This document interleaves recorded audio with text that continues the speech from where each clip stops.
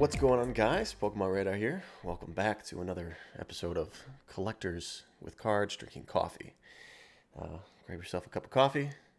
I don't know if it's going to be Monday morning. I think I'm going to be sending these out 2 times a week now if I keep up all these recordings I'm doing. But today we have one of my personal bucket list guests, someone that I consider to be a pillar of the Pokemon collecting hobby as a whole. So I'd like to welcome today Charlie Hurlocker. How you doing, sir? I'm good. How are you? Doing fantastic. Doing fantastic. First, I wanna bring up. I mean, the first time that we crossed paths was in 2017 at Anaheim Worlds. I'm actually gonna pull up this picture real quick that I have on my Instagram, but I don't You think were we selling Japanese base set packs for way too cheap. I'll never forget. way too cheap. I was the new kid on the block at this point. This was my very first event. I'm showing. I got a picture here at the table with you talking to Scott, and I'm talking to Thorgene, and I think that's Zach, pretty blurry there in the picture as well. But yeah, I came in hot to the hobby here with a bunch of sealed stuff, and yeah, I mean early on it was flipping and ripping, baby. And I mean I'm still kind of doing that, but uh, that was just a fun time to. I think I was selling those. I sold Scott base set Japanese for $20 a pack there, Yeah. and all those Gym Heroes and other WotC packs for I think $12 each. So yeah, Yeah, I remember too because is you had them at $20 a pack, and Scott was like, "Yeah, I'm gonna buy these. I'm gonna buy all of these at $20 a pack." And I was like, "Why is he pricing them at 20 a pack?" And you were like, "Well, they're like 24, 25 on eBay."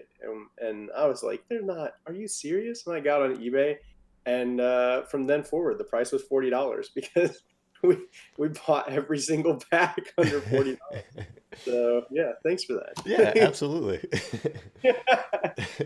No, yeah, I mean it's funny with what's going on in the market now. I keep looking back at all the stuff that I've sold and how much money I've missed out on, but I've been lucky enough to be able to handle so many really nice. I mean, a lot of sealed product and be able to like educate myself on that stuff. So, um, It's weird that 3 years ago feels like worlds away, right? yeah, it's incredible, absolutely incredible. And that Worlds was honestly it was my first one, but it was also what I had this feeling it was the last one that was gonna kind of be that way, where it was very and it still had that small community feel. And now it's so big, people are becoming very well known, and you see people like I mean like Scott, yourself, and some other guys just being kind of bombarded at these events and can't really do what you guys used to do. Yeah, the last worlds, not the canceled one, the last one Hmm. that we went to, was definitely it was a weird experience, mostly just because I had never had to worry about being like busy at Worlds, Hmm. and I hadn't thought about like having to say no to a lot of stuff, and I ended up just being like so busy the entire time that I barely saw anybody, and I did not particularly have the best year at Worlds. Right. So yeah, it's weird. The Worlds has definitely changed because we used to wonder like, oh man, is there going to be a enough business to do to sort of help justify this trip? And you go for fun, of course, but when you're traveling across the country and you're spending a couple $1,000s, when the market was a lot smaller, a lot of us were coming from a perspective of like, we also have to make the business work, Hmm. because we want to do this for fun, but the market, I mean, didn't pay back then. Yeah. That would be a significant portion of what you might make in a year, um, doing Pokemon. So it was definitely a bigger sacrifice. But yeah, it's actually interesting too, you talking about like how it feels bigger because it kind of did this because before you got into it, I mean, I'm sure you've heard about open playrooms, right? Hmm. Where they But for people who haven't, they used to have these rooms usually at a conjoined hotel, and they would just like rent a room and people could just like trade in that room, Yeah. and they ended up being like these essentially like international indoor flea market bazaar type things, and we used to those used to bring in so many people that felt massive. Like it was essentially like the biggest international sales event of the year, Mm. and then they took that away and people just stopped coming. Like it really went completely barren for a year or two, and then we have rebuilt from there, and now it's bigger than anything ever. But I mean, Pokemon's bigger than we ever imagined. So yeah, that's interesting hearing your perspective on it as somebody that came in sort of like in the middle of that Right. pattern. Yeah, because I think Anaheim was the first year where they, because everyone was talking about how, I mean, their trade area, like people were scared of getting kicked out and getting caught by doing cash deals and all that, because there was a Right. lot of that going on. So people were stepping outside to do it, and um, obviously doing things under the table. And but yeah, I mean, if you're spending thousands of dollars to go to this event and then get kicked out because you're giving someone $100 for something, like it changes that whole aspect of it. So, um, well, I haven't really had the chance to have a one-on-one with you. I mean, we've talked in groups here and there, but I want to get to know like your story a little bit better, on how you got started. Because again, I consider you as kind of one of the pillars of this hobby, someone that really was a part of building it to what it is today.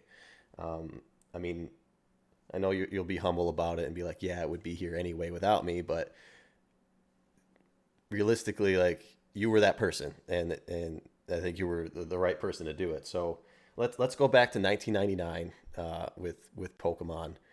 Where did you grow up? Yeah, I was born in Buffalo, New York, and I grew up. A few years later, my family moved to Indiana. So I grew up in various uh, towns in Indiana. So my dad moved around and for work because he changed his job probably every 3 years Hmm. growing up. So moved around a lot as a kid, and yeah, I think that definitely influenced sort of um, Pokemon for sure because I really like the cards, but when your parents change jobs a lot, you probably don't have a lot of the cards. But Hmm. it didn't matter what school I went to. Like Pokemon cards were definitely still hot, so Hmm. that was pretty cool. So in a way, it's sort of like a unifying thread, despite moving a lot. Yeah. So what were you still in New York when Pokemon had come out at first? Well, I'm not that old, so yes, I Okay. was. I mean, no, I wasn't in New York still. Pokemon would have been out in Japan when I was in New York, Okay. uh, but like 2000, I was already in Indiana for sure for a couple years. Okay, because I asked that because we always hear about first edition base being on the coast. So if you were out there Yeah, during that yeah, time, you the know, I'm, I'm, I'm, New I'm, York. I'm in Michigan, so I'm Midwest. Yeah, And yeah, I mean, I wasn't aware of it, but there's very, very little of it. So, um, you got started with base set. What was the thing that brought you in though? The video game, the anime, or the cards? I don't actually remember having very many base set cards. I'm actually so as again, I've said this before in like other interviews. So for some people, this might be familiar, but I strictly do the TCG. I have never watched the shows. I've never played the games. My friend had Sapphire when I was in middle school, I think, Hmm. and like I saw that, but I never like really got into it. I never played through any of it. I just wasn't interested, and I'm still not a huge to this day. So yeah, I think that having no nostalgic connection outside of the TCG is a little bit unique in the Pokemon world. But Hmm. yeah, I've only played the cards, and I love collecting. Like I've always collected something. When I was a really little kid, my parents always anytime we went on vacation, we went to like zoos and had these like little plastic animals, and I Yeah. would I collected the little plastic animals from the zoos and the aquariums, and then I collected mechanical puzzles like Rubik's cubes. Okay. There's like actually a huge world behind those. They're called twisty puzzles, is like the technical term, and I got to meet some different people around the world through that hobby, even being young, and so that kind of was my bridge into collecting as like online. So yeah, I've always collected stuff, and I actually distinctly remember not a lot of base set stuff, but the Neo light and dark decks. Hmm. I remember those. Like I remember those. I remember like holding those in a store. Like man, like this is it. This is like the best that it could get. Like I definitely have to have this theme deck. It just yeah. I mean that's probably again pretty unique because we never got packs. Packs were kind of expensive, so like pre-constructed stuff was, if I was lucky for Christmas or my birthday, like maybe my parents and my grandparents and my uncles and aunts would like pitch in and get me something like that. So Hmm. like the Southern Islands binder was like the highlight of my childhood collecting, and I have like a picture of me that I think it was in my CGC interview article. I shared that photo, and it's got me like just holding these cards. Like I was like that binder was incredible because not only did you get booster packs, which was already rare, Hmm. you got the binder, these postcards. When years later, decades later, when my great grandfather died, and we were like going through his personal effects, we found like a Southern Islands postcard that I had like sent him.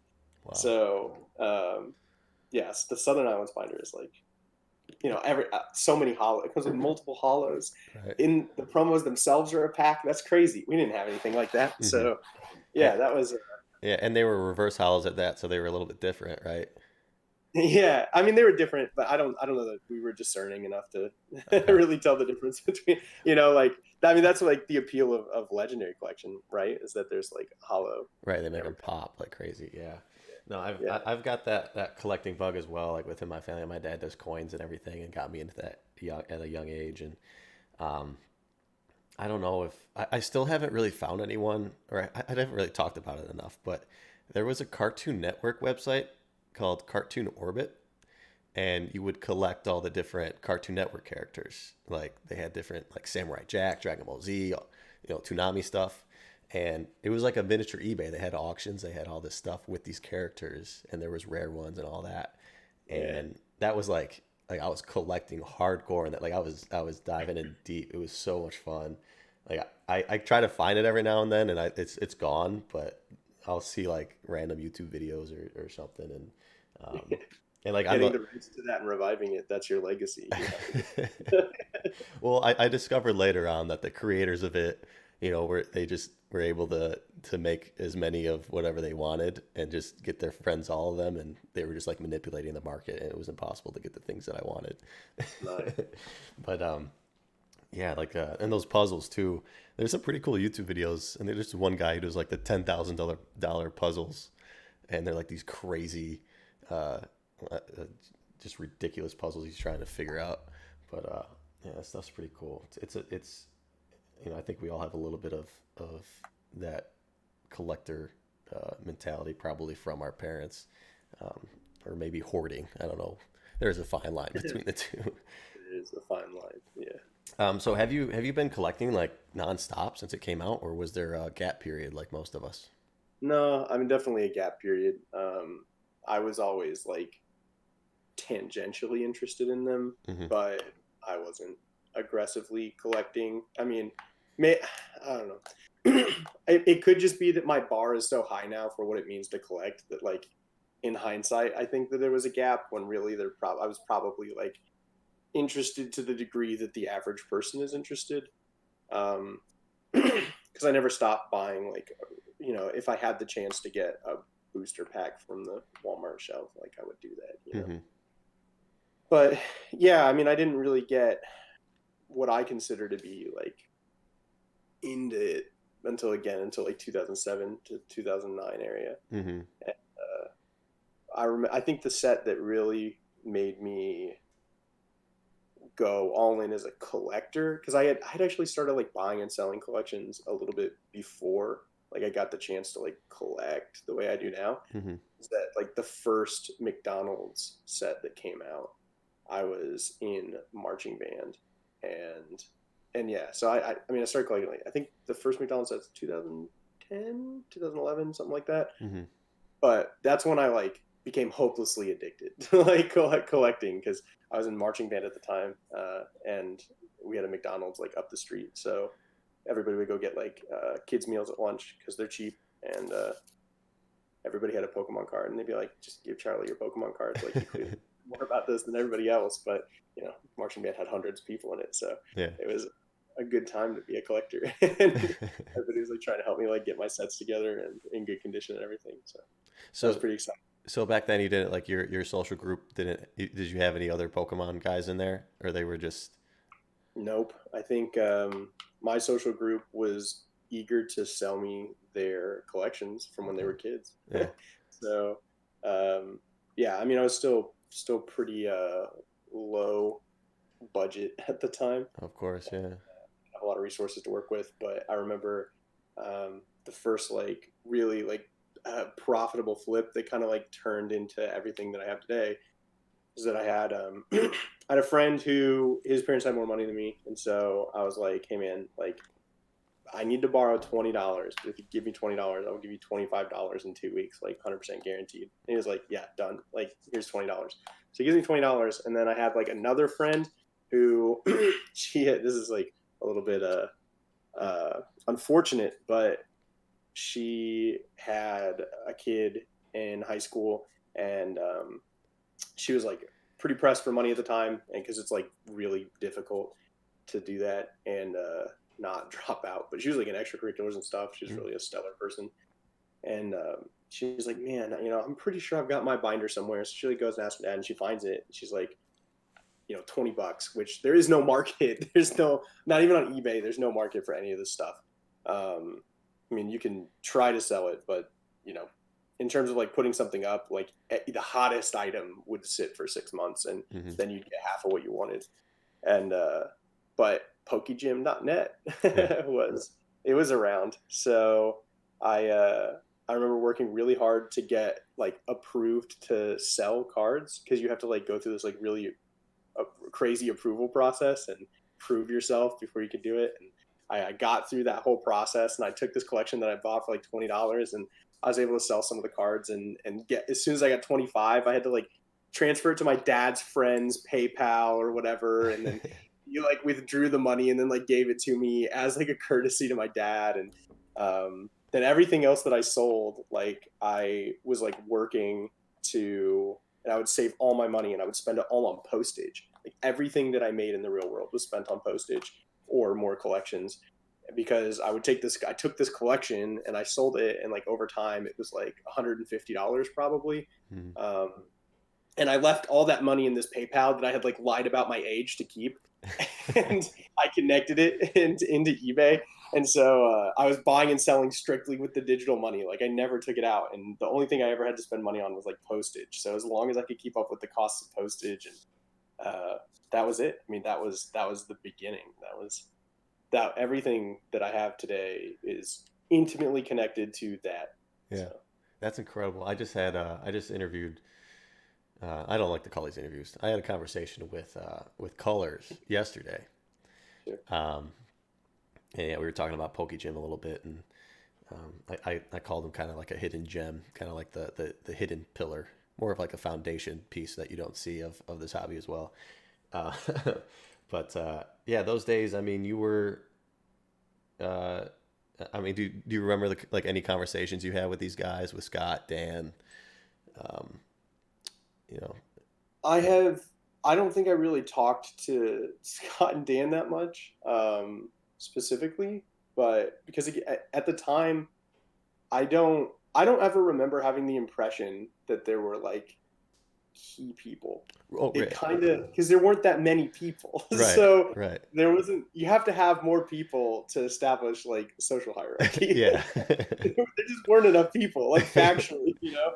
So, but I mean, I remember all the usernames that I think a lot of people talk about. And I remember there were just some people that aren't in it anymore. I mean, I remember Wayne Eggert, who he had some cards that were pretty cool. And this guy named Pokemon Mike, which like today could be a billion people, but at the time there was only one Pokemon There was Mike. one. That's what. Yeah, a guy named like Guero, and just some different people. And I mostly just remember the people that I like did business with. And you know, at the time, I remember too, like YouTube, I'm not on YouTube. I don't use YouTube mostly just because it takes like a lot of time to, so it's hard for me to find enough time to like watch like all this content, because Right. YouTube content is like, you can see Instagram content in half a second, but YouTube Mhm. content, you're like really committing time to it. So I struggle to keep up with YouTube, but I saw like this one YouTube video way back in the day, and I can remember like the cards this guy was flipping through, and I mean I'm sure at the time he had like 14 views, and that was like top of his game, and he had like all his cards in top loaders, and he was like, all of these cards are worth over $20, and I was like, how can there be that many expensive cards? Like, this is impossible. And I remember he was flipping through gold stars. He was flipping through like national championship Charizard, first edition base set hollows. He pulled out like a victory ring, like the Japanese card. And I was like, those cards, like, I was like, that's it. Like, that was my first. It's like like if you've never seen anything except like old beat up pickup trucks, and then somebody pulls in with like a fully loaded like 2020 Tundra or something, Hmm. like that was what I felt like, and I remember that to this day too. And so that influenced sort of like what I was buying off these people. So anytime I could get a gold star, I was like, got to get a gold star, Hmm. like those were the. I remember in the small community world, actually, first edition base set ranked below gold stars. Wow. Um, yeah, now that's crazy, Yeah. but for sure, gold stars were like the thing, and especially because I mean, when I was getting into it, it would have been in the very short aftermath of the production of gold stars, so they were probably still just kind of like a hot topic too. But yeah, that was crazy. Well, Yeah, yeah, so the gold stars. I mean, I missed out on that gold star bubble, which I remember some people talking about once I first entered. yeah, which one? Oh Yeah, yeah. Well, it's I just mean like now galaxies on the bubble. some of those are still well above some first edition base hollows. You just don't see them anymore. I mean, the Rayquaza, that's a $25,000 card from a few months ago. I haven't seen one in a while. The Yeah. Torchic, like no one's seeing those. Charizard, like all this, yeah. So they're back up there and doing quite well. But yeah. So what was like? So you dived in kind of business oriented first, and and then started building the collection off of that, which I think is similar for a lot of people, myself included. What was like your first collection goal? To get every rare English card ever printed. Have you done that? I'm close. um, so like yeah, 2007, 2008. Were you grading right away? What was like your impression on graded cards when you first got Nobody in? nobody graded. There were no graded cards. There was just well, didn't Gary and E Birdman have some? But I mean, so there's sort of like two things going on with that. I mean, they might have graded some for their personal collection, but I don't think that they were like for this specifically this small online community that was forming that later spawned like UPCCC, which later turned into E4. And then also Pokegym is also the origin of the largest uh, Facebook groups as well, because Verbank Pokemart before that was called Hayfont, which was a combination of Hay Trainer and Lafont, which is hmm, two communities that were competitive that were started because they essentially didn't like the way that Pokegym was moderated. yeah, So the biggest ones, like in the online world today, all have their history sort of in Pokegym, um, and so um, remind me of the question again. Sorry, I lost my train of thought as I go. the graded card scene. Like, what was Yeah, the your graded card scheme. introduction to So that? if they were grading, they weren't having a super huge influence on sort of the community that I was familiar with, like Hmm. the organized online community. Um, as I understand it, a lot of this stuff was just graded and sold on like shopping networks, Yeah. which is scandalous in itself. Well, I Because think that's definitely well, targeting an audience that has no idea what they're doing. yeah. I'm sure they did an absolute killing on it, I mean, but we're I don't know that. 20 years later, and I think the Total Dials Chikorita stuff are finally back to that price point. I mean, they were selling some of that stuff for like $1,000, so I Yeah. think they'll never recover. There were some people who were financially devastated in the 2000s, but yeah, I mean that didn't have a huge influence because the community at the time was younger. They would not have been on shopping networks, and they definitely would not have bought those cards because they knew too much. Mm-hmm. So, yeah, I mean, the first time I remember grading was probably around like 2012, 2013.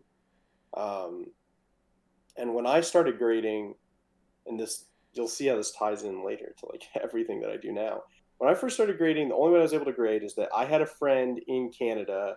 He had an account with PSA, and so I paid $13 a card, and I would ship my cards, which I think the first time I graded, I had 8 cards, which I thought was balling. And I sent them all the way to Canada, and then he would send them all the way to PSA. And I mean, the good news is the bulk turnaround at the time was like 6 weeks. So we sent them to PSA, and then I got them back, and there was no such thing as an upcharge back then either. So if Mm-hmm. you paid your $13, you were good to go. And yeah, I mean, I remember I sent off some of my gold stars, and because I was on PokeGym, which had an overrepresentation of people who were connected to the organized play network, a lot of my gold stars were Umbreons and Espeons because those were like sort of the most available. Mm. Because those, they didn't have to open them from packs, and they weren't playable, so they were willing to trade them and sell them online for stuff that they could play the game with. And yeah, I got like 2 10s on my Umbreons and a 10 on my Espeon, and but I sold them pretty much right away Yeah. because there was this like I started grading because people were starting to grade, sort of, that was like starting to become a thing, and everybody always knew that they wanted like the best condition cards. But even when I look back at like my prime set, like I have a complete set of primes that I picked up as soon as primes rotated from the competitive scene because they were $2 a piece. And I was like, I'm going to put together an entire collection. I only want unplayed ones packed fresh. I was like, I want these to be, flawless. That's what I went in trying to do. And I think the average grade they would receive is an 8. So Wow. yeah, and that was somebody that was in it all the time, talking to people who were in it all the time. Like our concept of condition was not as refined as it is today. And yeah, I mean, I did really well on those grades, and if I'd have kept them, who knows? But yeah, I remember selling like one of my Umbreons. I got like $300 for the PSA 10, and that was Mind blowing. there's nothing $300 at the time, right? That was like really crazy, but yeah, that kind of influence, that experience is sort of the root of why I care so much about the accessibility of grading, because I think that grading is one of the most equitable forces that we have. And I think grading helps low budget collectors, more than any other sort of infrastructure we have. And it's a very equalizing force because it makes it so that anybody can take full advantage of whatever luck they have Mm-hmm. and And get this outcome. yeah, I mean, right now there's a lot of negativity around all the grading companies, but people are just being so greedy. It's kind of disgusting. I mean, without these companies, we wouldn't be doing this. We wouldn't be a lot like. I mean, we wouldn't be having we wouldn't be putting food in our mouths for the ones that do this for a living. Like without Right. these companies, this wouldn't exist. And I mean, I when I first got in, I was just all about the sealed product because I loved opening, and I just saw it as like I saw graded cards as like the stock market or like individual stocks, and I saw sealed product as the ETFs, mutual funds. And Yeah. my dad's extremely frugal; he's an accountant, and like I get that from him. So I was always playing it safe, and I mean I was buying great cards, individual cards, and I was like, I'm not wasting my time grading these things, and I missed out on so much opportunity. Right. But yeah, I mean today even it's the opportunity is even greater, and I finally like put it in my head like I gotta grade everything that I have, like anything that's nice, it doesn't matter. Um, and obviously, we got PSA who's backlogged like crazy, Beckett who's now also backlogged like crazy, but introduction of CGC is phenomenal right now. The most impeccable timing I've ever seen in any industry, I think, with a company. Um, New kids on the block, they got kinks to work out and things to do, and but I've obviously for those that are watching, hopefully know that Charlie, you're affiliated with them, and I've talked to you a little bit about it with some of the cards that I wanted to grade, and like for instance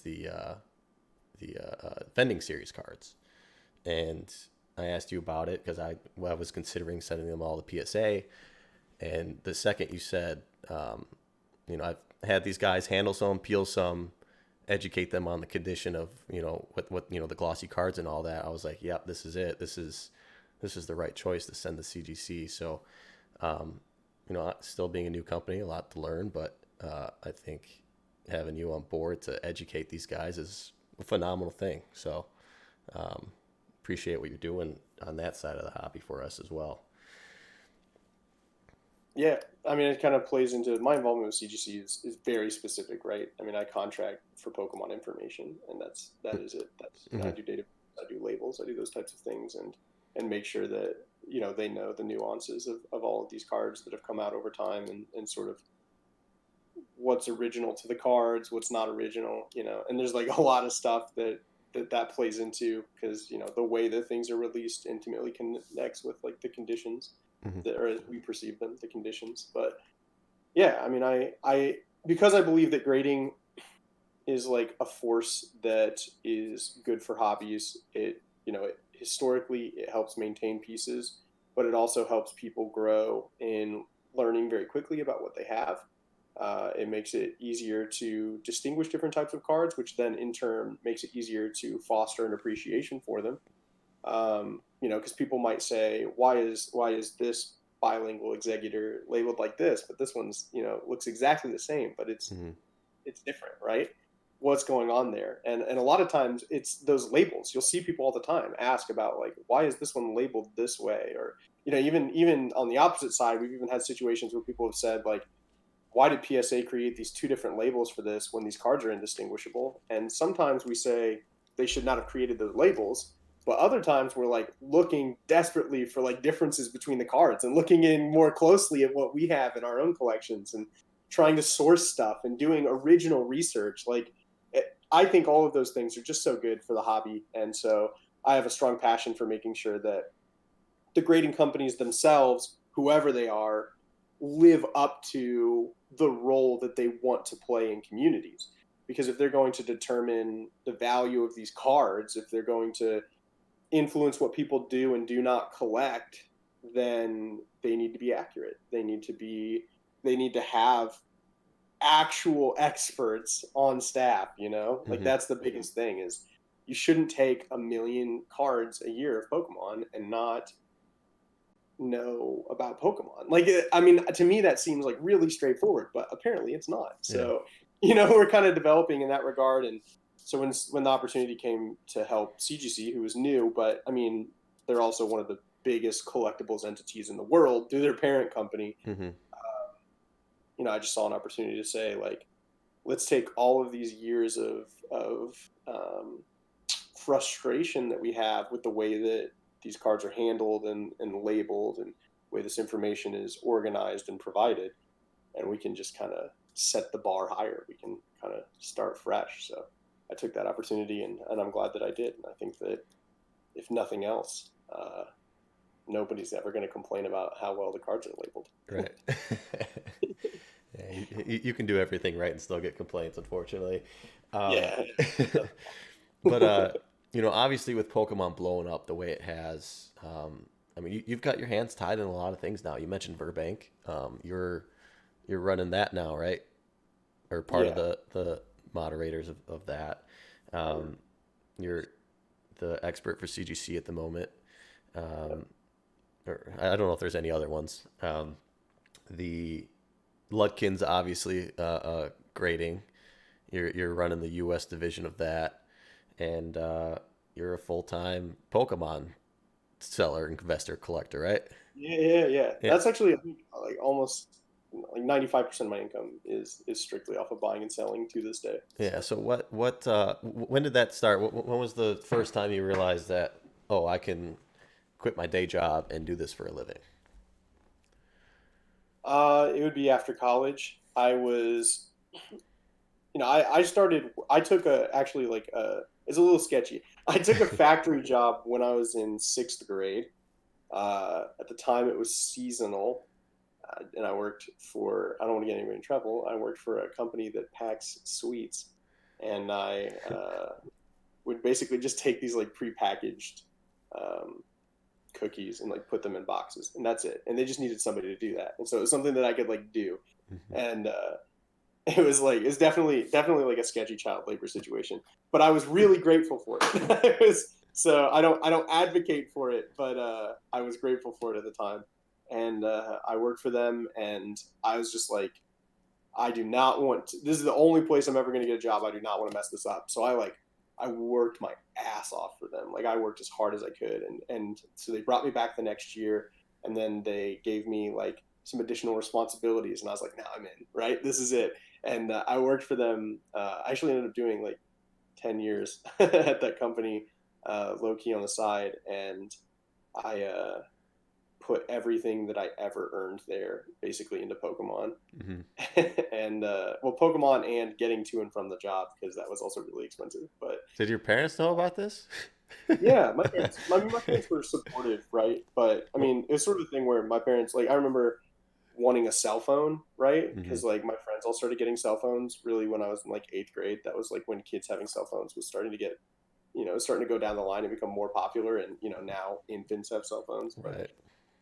it's like I really want a cell phone. My parents were like, we do not have money for that. So if you want a cell phone, you're gonna have to find a way to pay for it. So my parents were always very supportive of any entrepreneurial spirit that I had, and kind of just let me have free reign to do it myself. So How old are you I in 6th grade? Like 10?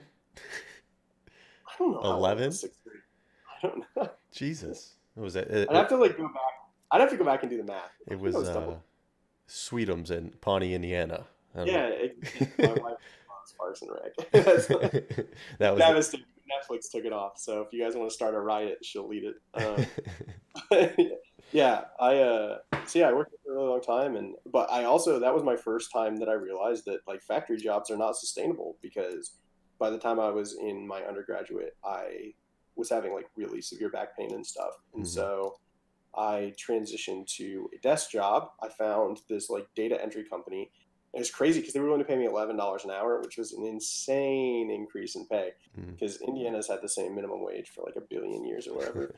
So I was like, I remember being so upset too. That's how I learned about taxes, was when Oh they my were God. like, all right, instead of paying you $5 an hour under the table, we're just going to pay you minimum wage, which is like $6.70 or something. Mhm. And I like didn't make any extra money. Yeah.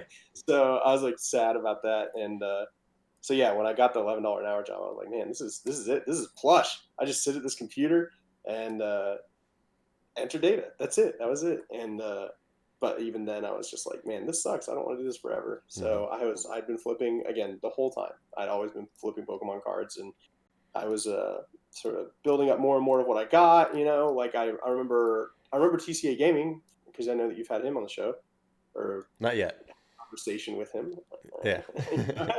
I I remember when like the 4 position only sets came up, Oh yeah. because he posted about them on PokeGym, and I knew I had to have one, and I got like one of the first sets from him. But the way I got it is I traded him a complete set of EXs, which at the time I believed to be in mint condition, but in retrospect, I probably owe him an apology, because I did not know what I was talking about at the time. And he traded me like one of those, which we had valued at like $2,500. So like a complete set of mint EXs or these. And so, but that was something that I had been able to piece together, because you get all the cheap ones from like side trades and stuff. And then, there's only a few big ones you had to pick up.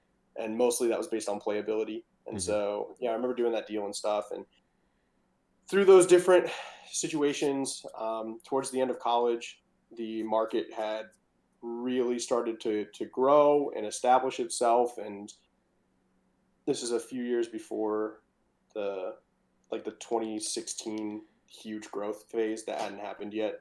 Mhm. But even just, I mean, that was actually like the first real growth cycle was like 2011. And that's like when McDonald's is starting to produce sets again and stuff. And that was a big indicator, because if McDonald's is willing to produce the sets, then they perceive of this as having like extremely broad interest and appeal. So that was probably a really good sign that the market was starting to get legs again. And I I remember just picking up everything that I could, and watching cards turn into, you know, a 5-cent card becomes 50 cents, and a 50-cent card becomes $2, and a $2 card becomes $5, and those were the movements we were looking for. Mm-hmm. And by the end of college, I was just making enough money that I was like, I know I want to do this anyway, but I still felt like I was going to have like an additional job. But then the 2015, 2016 growth cycle started to happen, and I was like, okay, this can definitely support somebody that has as much experience as me. Like, if I'm not making it, nobody's making it. That's where my mind was. Yeah. So I was like, if I can't turn this into a full-time job, it can't be done as a full-time job. And I just kind of jumped in, and it ended up going really well. So. Yeah, I mean, I forget what the last interview was that I watched, but of you, I think you mentioned like, yeah, you mentioned that same thing of bought thousands and thousands of these 5-cent cards, and now they're $2, $3, $4, $5. Yeah, And like yeah. that's such a huge, macro foresight to have. I mean, that something that even I still avoid today, dealing with something like that. But that's like the basis of card shops. That's the base of building a card business like this. So, I mean, you had the right mindset there, obviously, and now your collection is not only just large in quantity, I guess, but the quality of it is top 1%. I mean, I want to congratulate you on your recent pickup that you did. Was that yesterday? The live Instagram. Yeah. You brought in a PSA 10 first edition Charizard. So congrats on that pickup. I was actually is that the only one you have? I was actually kind of shocked that you hadn't had that already. So I've had him. This is the first one that I've ever had in my collection. So Hmm. one thing that I'm like very, very particular about is that I distinguish between inventory and my collection. Hmm. Because I've never sold a collection piece. I refuse to sell collection pieces. I just don't think that I personally can enjoy the hobby if I view my own collection as like potential inventory. And I also, if everything in my collection is something that I want and something that I value, it seems like giving up something from my collection to even get something else for my collection is not really like a smart decision, especially when you deal in stuff that I deal in, which is like stuff that may not come up for a very, very long time again. Hmm. So yeah, I have been involved in deals with PSA 10 first base Charizards. That has definitely happened in the past, and but I've never like had one that I said I'm going to sink all this money into it. I'm going to Hmm. set it aside. It's going to be part of my collection, and I can afford to give up that much of like my rolling capital to work with. Hmm. So Um, that's the. I know that's highly philosophical and no, not, but it's just how I operate. no, I So. mean that's something that I'm envious of because that discipline is something that is the reason why you and so many others have been able to amass this great net worth of Pokemon. I had that opportunity, and although the money that I or the stuff that I sold and the money that I used went to the right places at the time, I look back and like I had pieces in my collection that I told myself I would keep forever, and instead I got antsy and wanted to buy something else, and I've moved stuff that I'll never get back, at least in my head today. But you never know what'll happen. So, um, my collection is quite small at the moment compared to the inventory, and yeah, I feel that same way now of really putting that aside. Like I've taken enough hits to learn to really hold on to those things and keep that completely separate. So that's something that I preach a lot on with these conversations is having that discipline and goals in mind to really truly enjoy and honestly become successful with this stuff. Um, you have quite a few unique pieces, aside from the Japanese trophies. You did a recent live where you had, I think it was the Mew Orb, maybe a Pika ring, like in the original casing. Um, but you also got a original Sugimori sketch. Is that something you showed off publicly? I have Hirata. Yeah, Midori Hirata. I have Oh, original art by Midori Hirata that the features Charizard. or no, the Pichu. Did you end up getting that? I did not win the Golden Auctions Pichu. Really? I was going, yeah. So yeah, all right. Way to bring up something painful. I'm No, sorry. I'm sorry. I no, know we had this I conversation, and I thought you ended up getting it, but for weird, there was that whole weird no. scenario. So yeah, so what happened is Golden Auctions, which this was also my first time bidding like over $20,000 with a major auction house. Hmm. So I was like very excited for it, and I had like won at 18,000, and I was absolutely like this was well below what I was willing to pay. Extremely happy, everything was good. And then they sent out an email where they were like, disregard all the auction results. We're extending it for another like 3 hours. And I was like, what? Like, what do you mean? And then I won again, still nobody bid higher. And then they were like, disregard the auction results. Technical difficulties. We're extending it to midnight. Hmm. And then like at 11:57 or something, like somebody else bid higher. And then they were like, all right, we're just shutting the auction down. We're going to come back in a couple days. And then we're going to do like special bidding periods. And I don't doubt that they probably had like some real issue because it doesn't seem smart for an auction house that big to do it that way. But I should never have to wonder. You know what I mean? Like that Right. should never. Like yeah. Like I don't know how they get out of that situation because it never should have happened in the first place. But yeah, and then in the final bidding, which was days later, somebody ended up driving it up to like just over my bid, and I bid like 55,000 and or 50,000 or I don't know. Hmm. It's hard to keep track because you have to do like predefined increments, and then they have like these percent buyers premiums over the top. Hmm. So I forget like what the exact specifics are because you can't just put in what you want to pay. You got to put in like whatever they let you put in. And so yeah, they like went like one bid above mine and ended up getting it. But yeah, I remember being like really upset because I was like, they wouldn't let me retract my maximum bid. And bidding is a strategy, right? You Hmm. don't just bid. Like I would not have put in knowingly my maximum bid 3 days before the end of the auction. Like strategically, that would have been a poor decision because I want to give the people that I'm bidding against the least amount of time to react and to organize funds. I mean, you can pull together a lot of money in 3 days. Hmm. So like a lot of people can. And so I was like really upset about that. I ended up not getting it. And yeah, probably won't do business with Golden Auctions in the Yeah. future. But Well, I'm yeah, sorry. that was I'm disappointing. But shortly after, I got original art by Midori Harada, which made it a little bit better. okay. Okay. Good. So, sorry for bringing that up. I thought that got resolved, even though it was like, yeah, I remember that conversation that the day it happened. You hopped in Discord and we were talking, and yeah, it just did not seem right what was happening because you won it 4 separate occasions or something, and it was just yeah, that Yeah, but I didn't win the fifth. yeah, yeah, it's too bad. To quadruple overtime, right?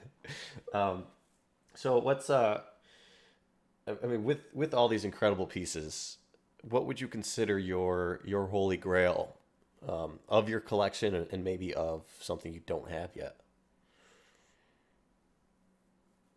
Um, I mean, there's two like elements to like what the Holy Grail is. Like one is that it is so spectacular that you want to find it, but then like the other element is that you can't find it, right? Hmm. So that's like there's those are the two factors that make like a Holy Grail both desirable yet elusive.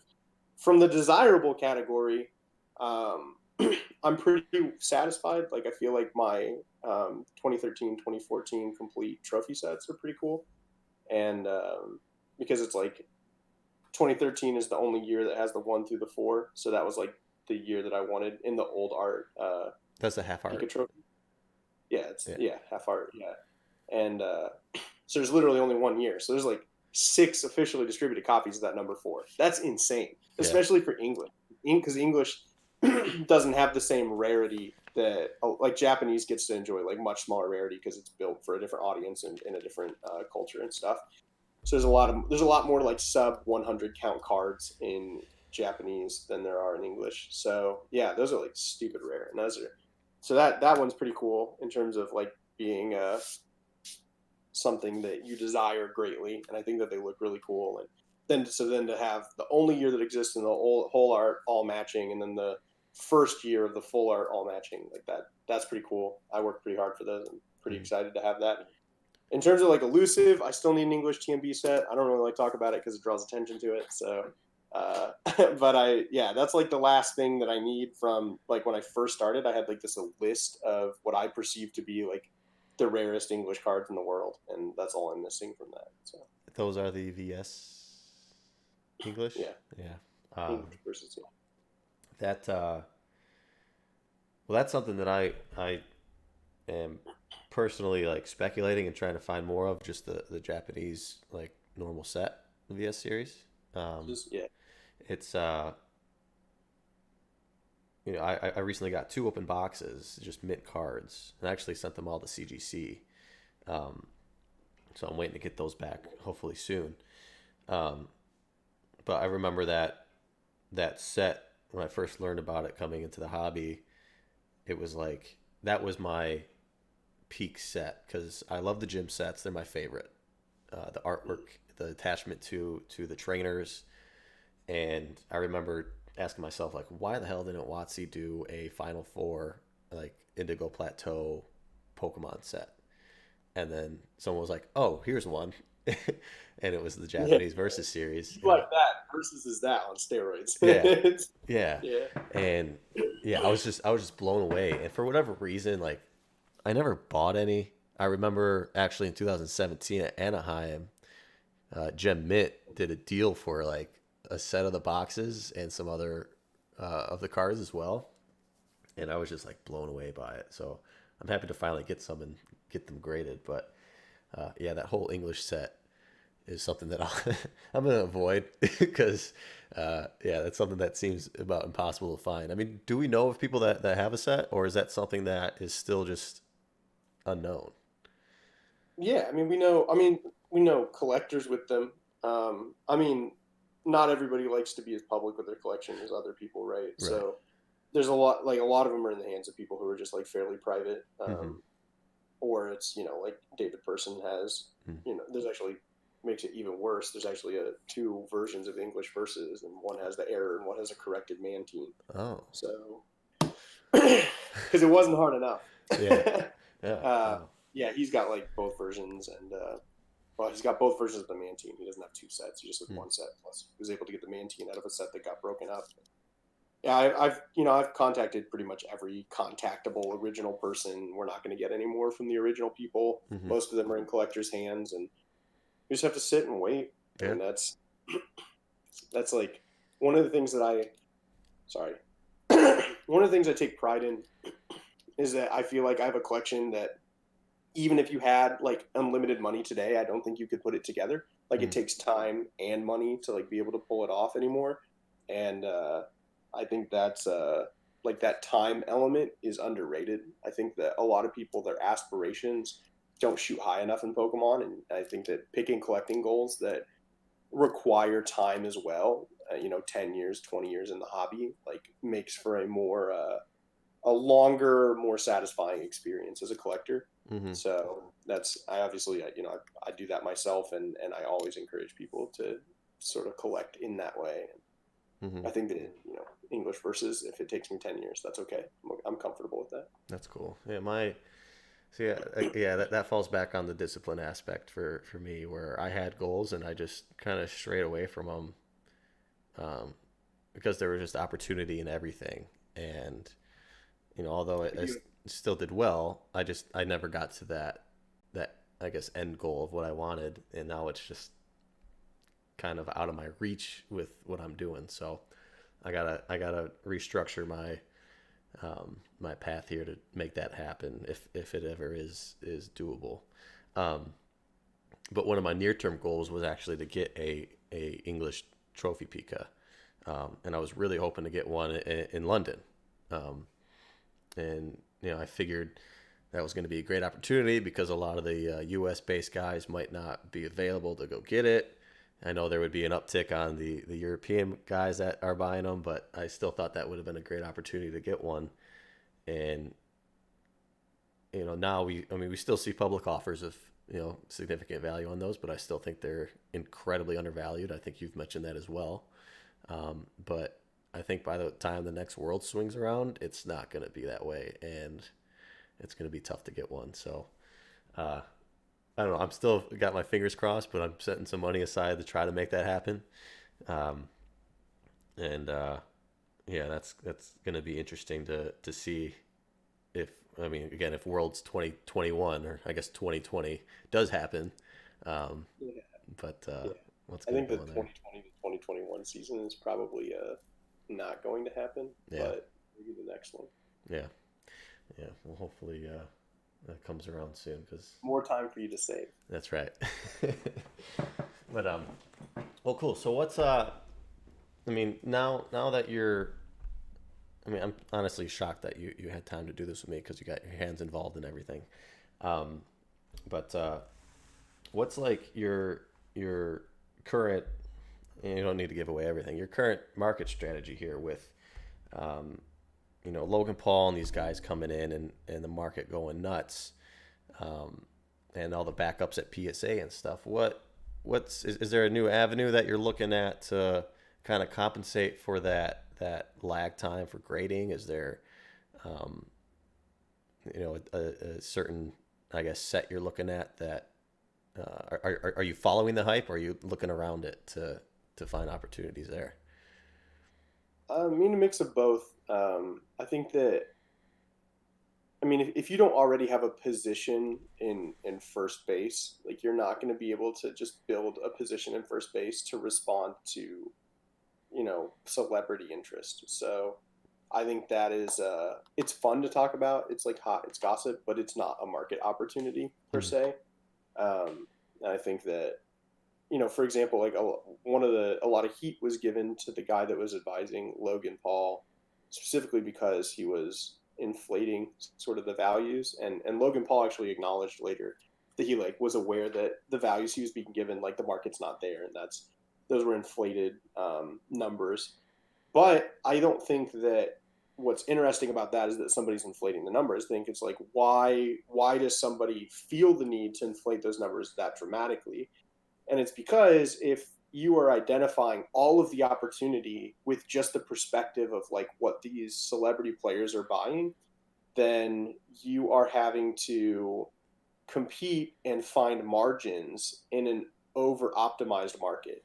So because the number of people that want first base is just like higher than anything else, and you're competing with people who have far more resources than you or I, and you can't just like you can't buy it under market. There is no under market. Anybody that wants to sell can get full market value and maybe more. So that's not really like an opportunity. And so if you build your whole identity around essentially those cards, then you're going to put yourself in a position where you have to buy them at market and then try to sell them. And if you're going to sell them and you bought them at market and you're going to make a margin, then you have to quote inflated values. And there's no other way for you to do that. And so I don't think that it's I don't think it's a one-off thing. Like I don't think that those inflated values being given, I think that was documentation of something that makes a lot of sense, and we know very well like why that would happen, why somebody would feel compelled to do that. And I don't think that I'm not making any moral judgments whatsoever on it. I'm just strictly like what are the facts of like why this happened. And so if you kind of want to avoid that, I think that first base is not really an opportunity zone for, especially for anybody that is working with less than like $1 million or something. Um, there's much better returns in like modern. Like I think modern is very accessible. Uh, Anybody can get a hold of it with a little bit of effort.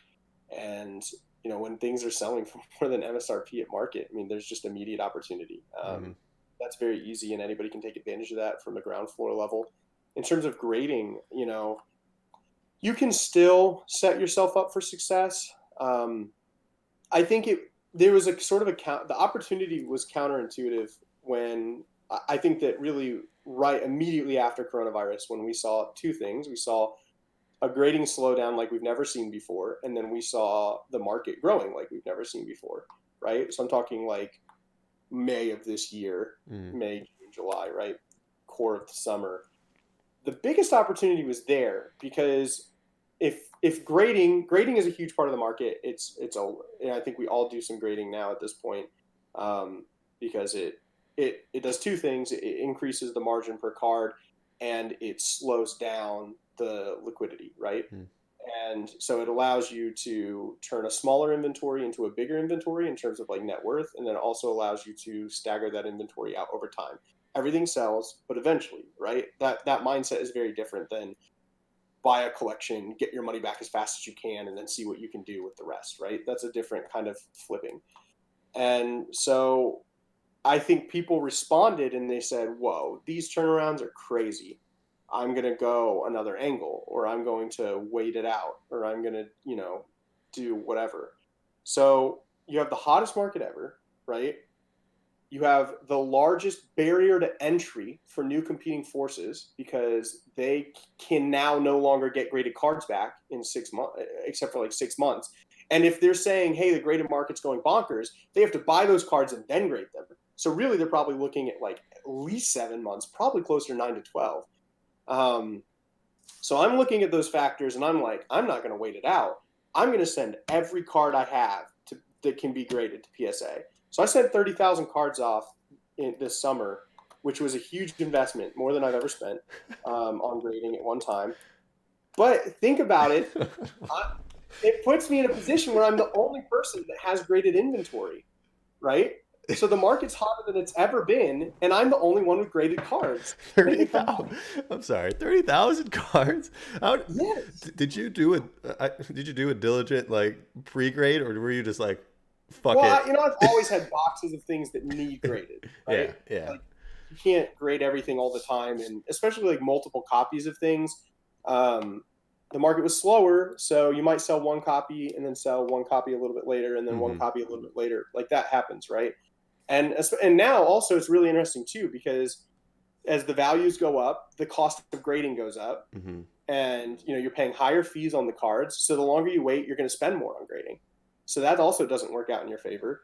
And yeah, I mean, ironically, the best thing you can do in the worst grading circumstances possible is send as many cards as you can afford to send. So you put $300,000 on whatever credit card to grade 30,000 cards.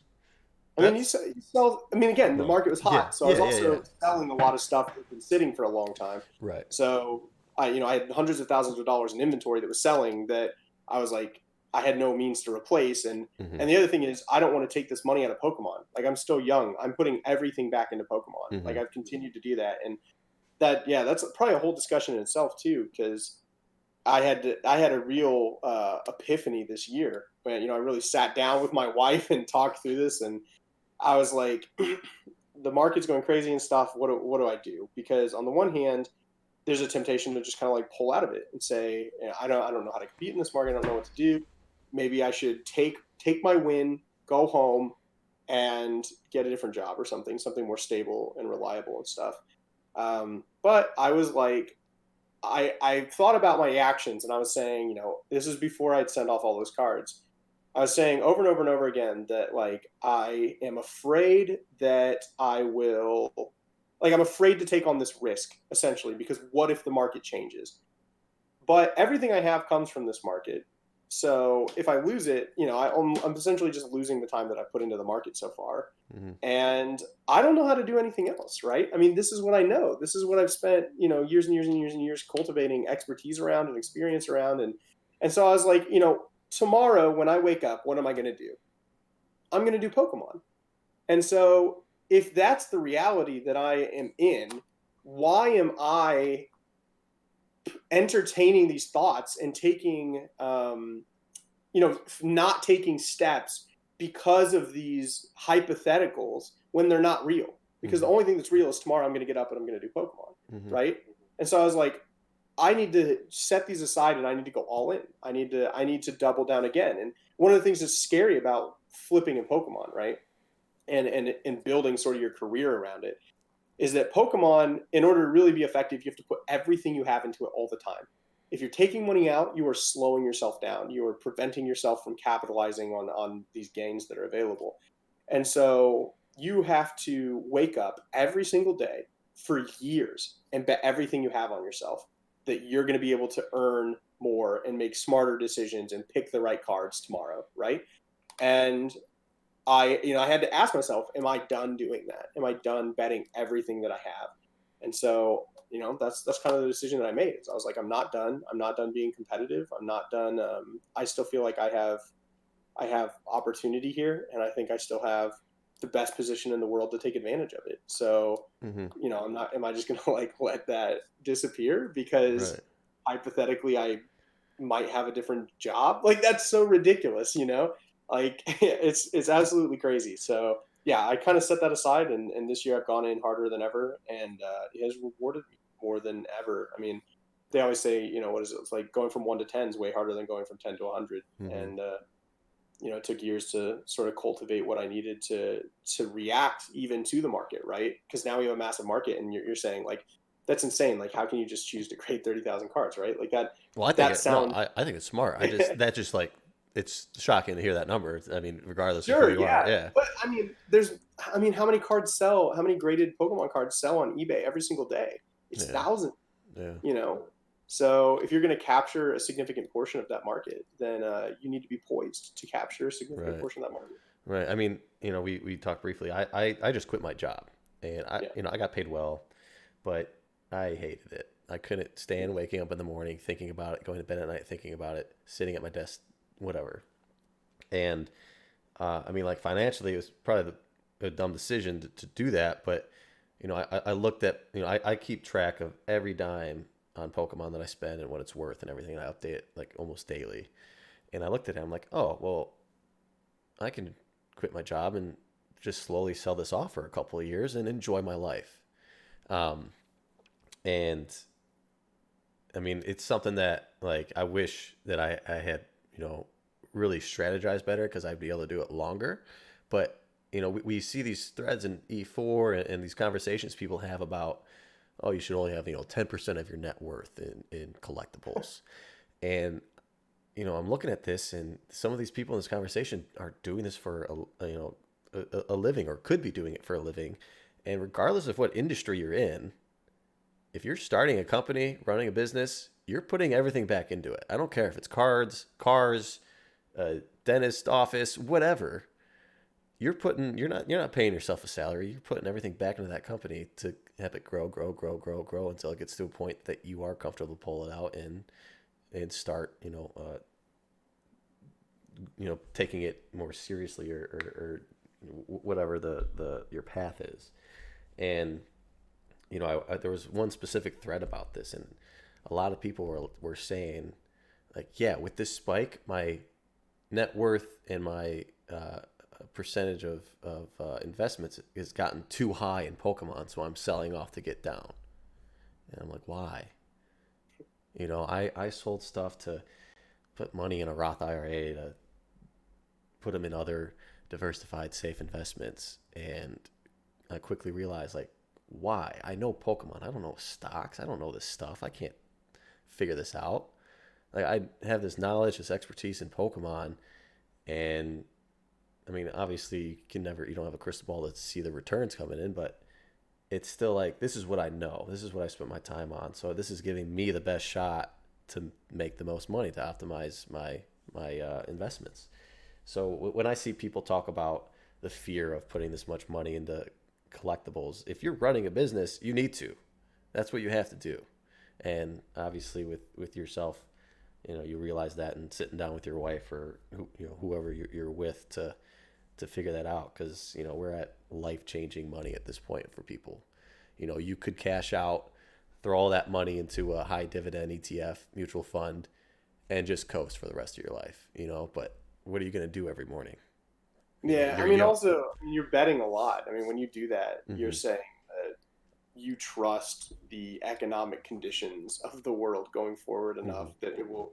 Like, there is no guarantee, right? Like, I mean, we know that even generational wealth that's perfectly put together generally falls apart within 3 generations. Hmm. So, like, the idea that you can just coast forever, I think, is overstated. Yeah. I don't buy that. I also think that, like, if you have skills and you do get to the point where you can simply quit, you don't stop working. I think you have a moral duty to society to contribute your skills for the betterment of people who have disadvantages. And I think that So I would take issue with the idea of just quitting anything anyway, just as a personal thing. Yeah. But I also think that in a very real way, we are investing in Pokemon, which is a company. We're investing in, we're betting on them doing the right advertising and having the right appeal to future generations and to our generation and to, in a lot of ways, we're betting on one company. And I think that the differences between like the stock market and collectibles are overstated.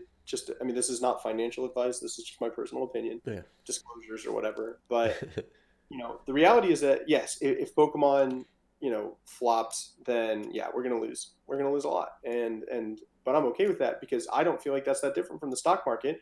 Because what a lot of people don't understand is that in the stock market, there are two types of shares. There's the shares that you trade as an average person, and there's preferred shares. And preferred shares get paid out if that company, just falls apart or whatever. They get paid out first.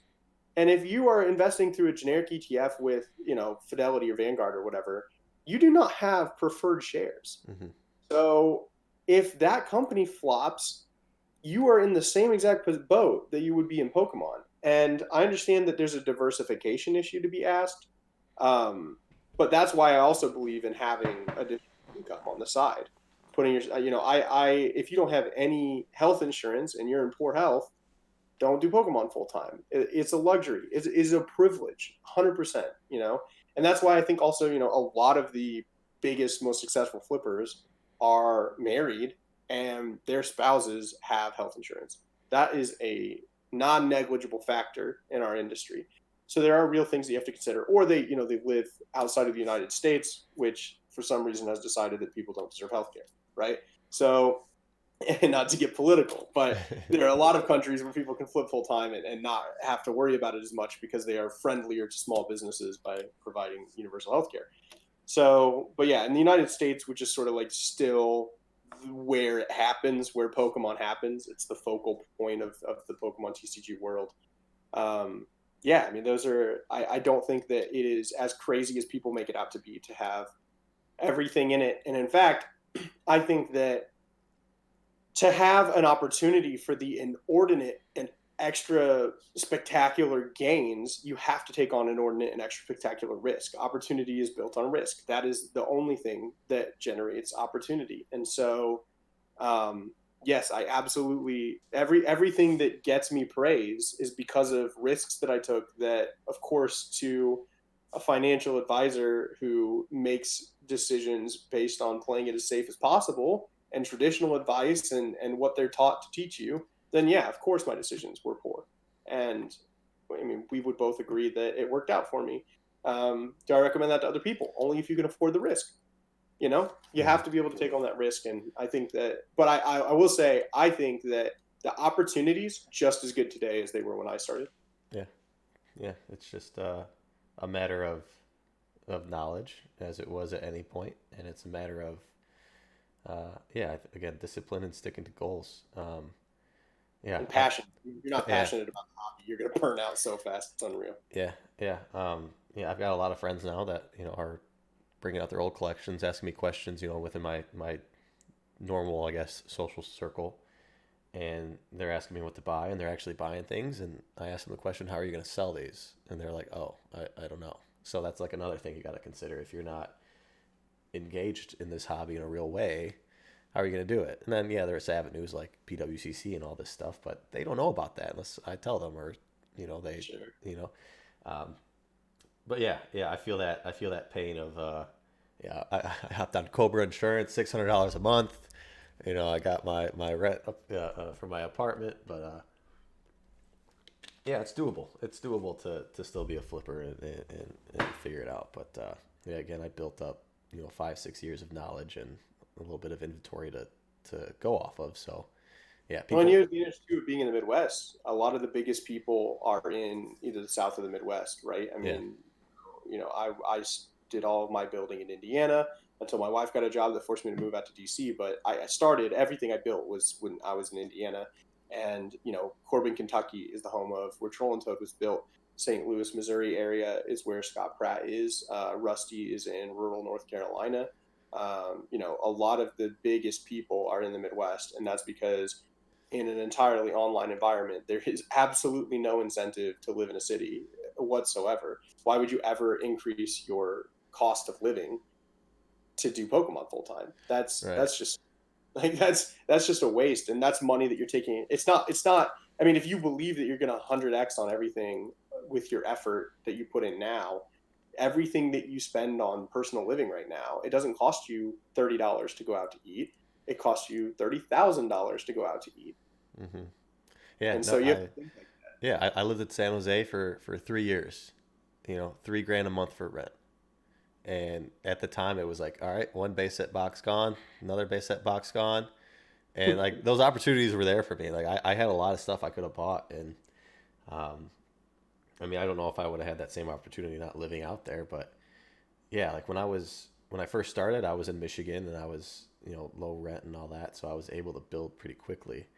And then even though I got a nice pay raise going out west because of the standard of living, that huge rent check and going out to eat and all that stuff, like I I suffered from great opportunity there. So that. um, And yeah, there are industries where it does make sense to live in those areas, hmm but ours is not one of them. right, right.